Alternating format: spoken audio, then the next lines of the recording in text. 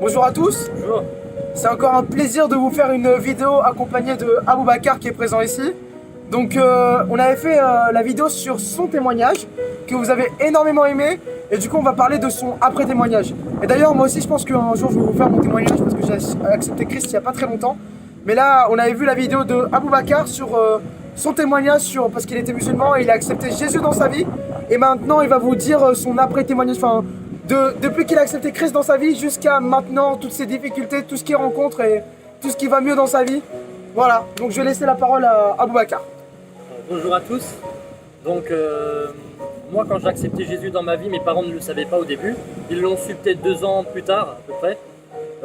Mon père n'était pas très content mais après il l'a accepté. J'avais des parents qui étaient vraiment gentils. Donc moi quand j'ai accepté Jésus dans ma vie, j'avais pas peur des répercussions. J'avais pas peur de ça. Je priais, je lisais même la Bible en présence de mon père, je portais même une croix. Mais mon père ne m'a jamais rejeté de la maison. Non, jamais. L'amour d'un père, c'est peu importe. Tu acceptes, tu crois en ton Dieu, tu crois en ta religion, je t'aime, tu es mon fils. Et donc mon père, vraiment, je remercie Dieu pour mon père qui était un homme très gentil, très bon. Donc voilà. Ma mère, elle a accepté, mais voilà, j'ai pas eu de persécution de la part de ma famille. Voilà. Donc ensuite, ma vie chrétienne, c'est un cheminement, c'est un combat avec le péché quand même. Ça, faut être honnête. C'est pas parce qu'on reçoit Jésus dans sa vie que tout d'un coup on devient parfait, tout d'un coup on est immaculé, tout d'un coup on est sans faute et sans tache. Alors c'est vrai que quand on confesse tous nos péchés, le Seigneur il nous pardonne, il nous purifie toutes nos fautes et on devient enfant de Dieu. On est dans le royaume de la lumière du Père. Ça c'est vrai. Ensuite Dieu va nous former, étape par étape. Il y a des étapes qu'on va devoir passer. Dieu va nous demander d'abandonner des choses. Il va le faire soit d'un coup, soit petit à petit. Pour moi ça a été petit à petit, je pense que pour la plupart d'entre nous, je pense que c'est plus petit à petit. Mais c'est vrai que les apôtres ont dit, Seigneur, nous avons tout quitté pour toi. Qu'adviendra-t-il de nous?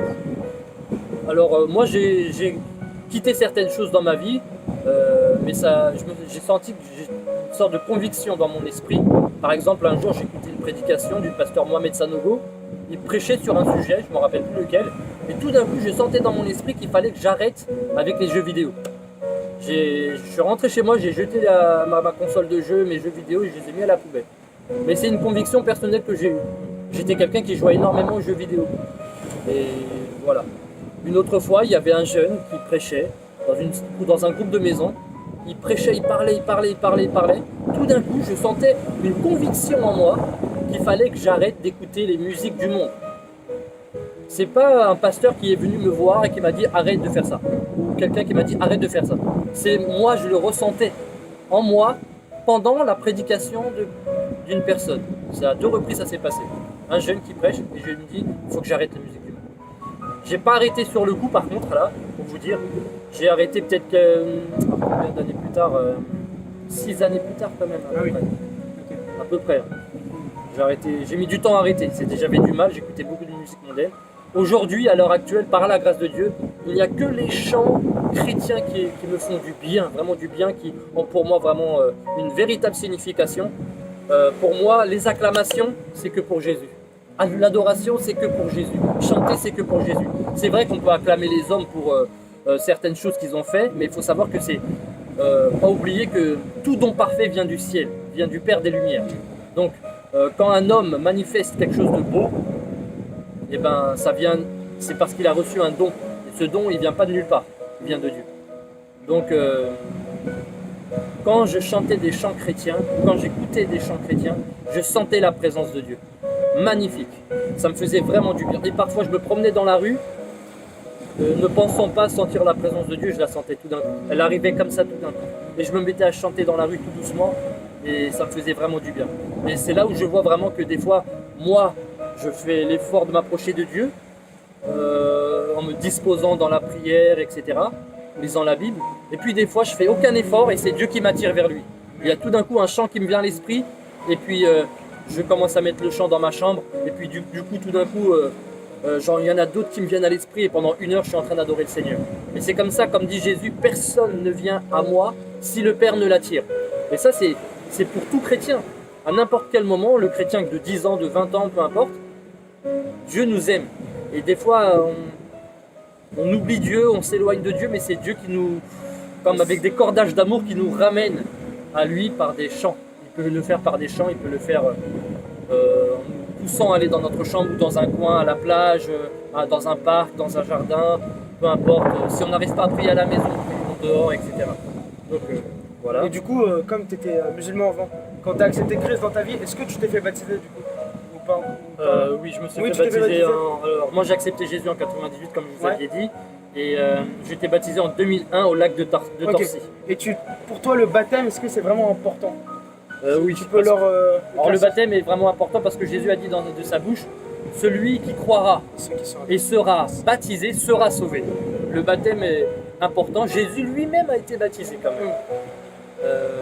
C'est un engagement de bonne conscience envers Dieu. Donc voilà, il y a des gens, ils ont été délivrés rien que par le baptême. Ils ont vu des démons sortir d'eux, des serpents qui sortaient d'eux. Pendant le baptême, il y a eu des gens qui ont eu un combat. Rien que pour plonger leur corps dans l'eau, c'était tout un combat parce que les démons ne voulaient pas. Les esprits mauvais ne voulaient pas. Par contre, n'attendez pas d'être parfait pour être baptisé. N'attendez pas que vous soyez sans péché pour être baptisé. Je ne dis pas qu'il faut pécher parce que l'apôtre Paul a dit, est-ce qu'on doit demeurer dans le péché pour que la grâce abonde?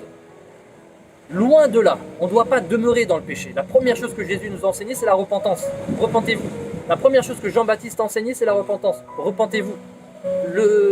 Moi, en tant que chrétien, ça fait plusieurs années que je suis chrétien. Ce que je peux vous dire, c'est que le péché, c'est un combat. Satan, il veut nous faire tomber dans le péché. Il veut nous faire tomber dans des addictions. Il veut nous aveugler. C'est-à-dire que des fois, on pêche sans même le savoir. On ne prend même pas conscience qu'on est des pécheurs pendant plusieurs années comme ça. On est colérique, par exemple, pendant plusieurs années. On nous le dit, mais on fait fi. On fait comme si on n'avait pas entendu. Comme si c'était pas grave. Je parle de la colère, mais ça peut être d'autres péchés, l'orgueil, etc. Dieu veut nous ouvrir nos yeux sur nos péchés, sur ceux qu'on voit et ceux qu'on ne voit pas. Parce que quand on accepte Jésus dans notre vie, c'est pas tout d'un coup on voit tout. Ouais. C'est faux. C'est progressif. Ouais. Et du coup, ça fait combien de temps là que tu es devenu chrétien? 22 ans, là. 22 ans 98. Ok. Et tu vois une réelle différence entre ta vie avant que tu deviennes chrétien et maintenant? Enfin, ta vie à... Moi, je sens que Dieu m'a éduqué comme un père. Il m'a formé.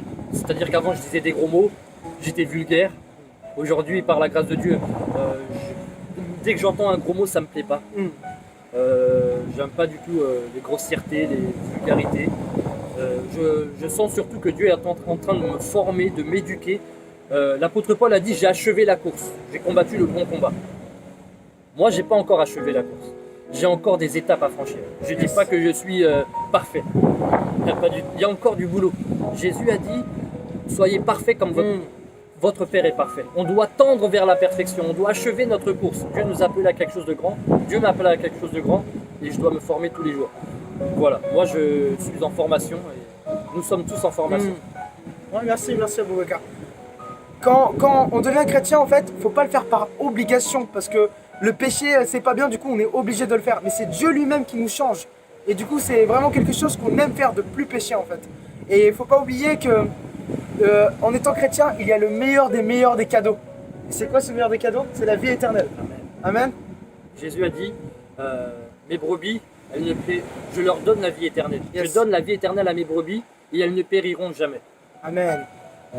Donc merci Aboubacar de nous avoir dit l'après-témoignage. Si vous avez des questions ou des remarques, n'hésitez pas à me les donner, je lui dirai, il vous répondrait lui-même. En tout cas, c'était un plaisir d'être encore en compagnie d'Aboubacar pour ce témoignage. Nous vous remercions et je te laisse le mot de la fin pour leur dire au revoir. Alors, excusez-moi, il y a encore une pensée qui me vient à l'esprit, un verset qui me vient à l'esprit concernant la vie éternelle. C'est vrai que quand on accepte Jésus, on a la vie éternelle, mais n'oublions pas la repentance, n'oublions pas que l'apôtre Paul a dit travaillez à votre salut avec crainte et tremblement. Ça veut dire le salut n'est pas un acquis. C'est pas parce que j'ai accepté Jésus, c'est bon, je peux vivre dans le péché, et je peux tolérer quelques péchés.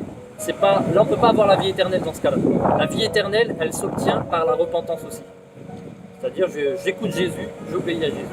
nous vous remercions de nous avoir écoutés. Dans ce beau temps endroit. Et nous vous disons merci et à la prochaine. Que Dieu vous bénisse.